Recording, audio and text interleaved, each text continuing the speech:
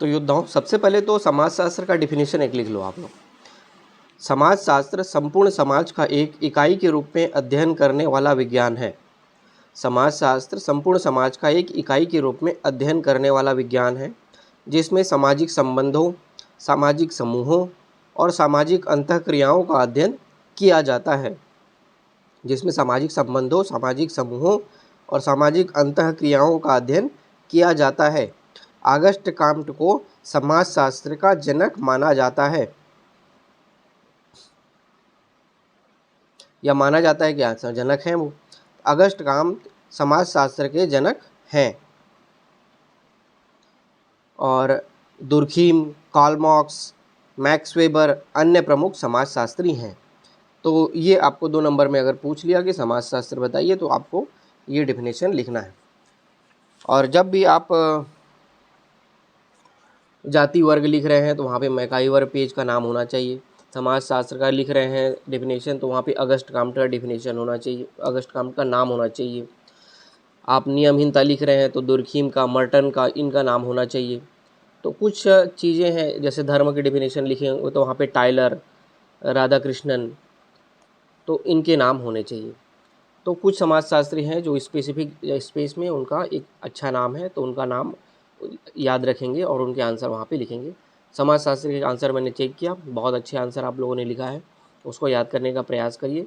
Concept की clarity थोड़ी रखिए कि समाजशास्त्र में कुछ एप्लीकेशन बेस्ड क्वेश्चन पूछे जाते हैं। डायरेक्ट क्वेश्चन आप ये मानो कि 60 to 70% ही मिलेंगे, और 30 to 40% क्वेश्चन जो मिलेंगे आपको एग्जाम हॉल में, वो उससे जुड़े हुए एप्लीकेशन बेस्ड क्वेश्चन होंगे। थोड़े से घुमा के, थोड़े से सोचने वाले क्वेश्चन, समाज से जुड़े हुए क्वेश्चन मिलेंगे। तो अगर आपने बेसिक कम समझा हुआ है तो उसको लिखने में आपको दिक्कत नहीं जाएगी, उसको आप अच्छे से लिख सकते हैं। तो ये रहा समाजशास्त्र का।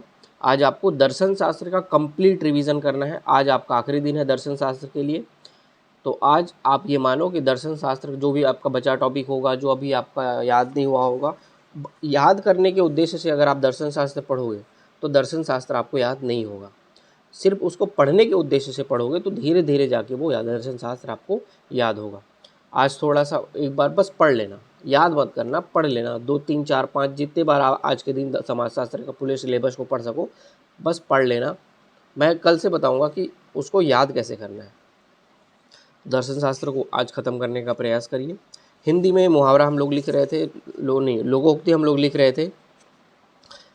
3rd पेज में आज हम लोग आ चुके हैं लोकोक्ति में। फर्स्ट लिखना आप, उल्टे बांध बरेली को, उल्टे बांध बरेली को, उगले तो अंधा खाए तो कोढ़ी, उगले तो अंधा खाए तो कोढ़ी, उधौ का लेना न मधौ का देना, ऊँट के गले में बिल्ली, आसमान का थूका मुंह पर आता है, आसमान से गिरा खजूर में अटका, आधा तितर आधा बटेर,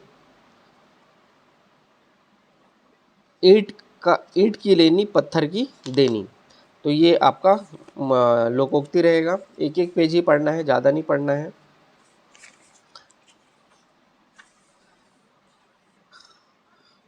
अनेक शब्दों के लिए एक शब्द में पहला लिखना, युग का निर्माण करने वाला, नाटक में अभिनय करने वाला, जिसकी सूचना राजपत्र में दी गई हो, कुछ लाभ पाने की चाह, कुछ लाभ पाने की चाह, जो लोक से संबंध रखने वाला, इस लोक से संबंध रखने वाला, कुछ लाभ पाने की चाह,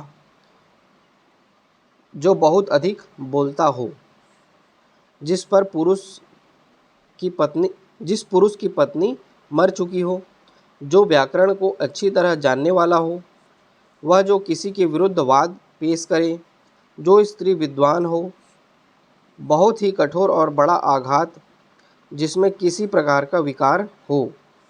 तो ये आपका अनेक शब्दों के लिए एक शब्द होगा। इसके अलावा आप छत्तीसगढ़ के साहित्यकार में परदेशी राम वर्मा और पालेश्वर प्रसाद शर्मा, परदेशी राम वर्मा, पालेश्वर प्रसाद शर्मा, इसको देखिए। याद नहीं हुआ तो मेरे वीडियोस का सहारा लीजिए, जिसमें मैंने समझाया है कहानी के माध्यम से, उसमें भी आपको अच्छे से इसको याद करने में मदद मिलेगी। तो ये 2 साहित्यकार को आज आप पढ़िए। और छत्तीसगढ़ी शब्दकोश में आज आपको मैं दूंगा। मक्खन को छत्तीसगढ़ी में क्या बोलते हैं? जंजीर को क्या बोलते हैं? मैला कुचेला को क्या बोलते हैं? चिंता को क्या बोलते हैं? चटाई को क्या बोलते हैं? इच्छा को क्या बोलते हैं? जल्दी या दिन रहते, इसको क्या बोलते हैं? पायल को क्या बोलते हैं?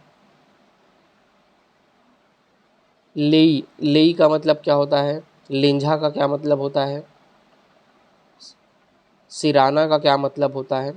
तो ये आप छत्तीसगढ़ी शब्दों के बारे में आप बताएंगे। तो आज इसी तरीके से रहेगा, बिल्कुल भी समय मत बर्बाद करना। मेरी वीडियो देखने के बाद चुपचाप मोबाइल को नेट ऑफ करके किनारे रख देना और अपनी पढ़ाई को शुरू कर देना। और दिन का समय बहुत अच्छे से यूज़ करना है और हम लोग अच्छे से पढ़ाई करेंगे। ठीक है, कल मिलेंगे एक नए टारगेट के साथ। आज के लिए थैंक यू।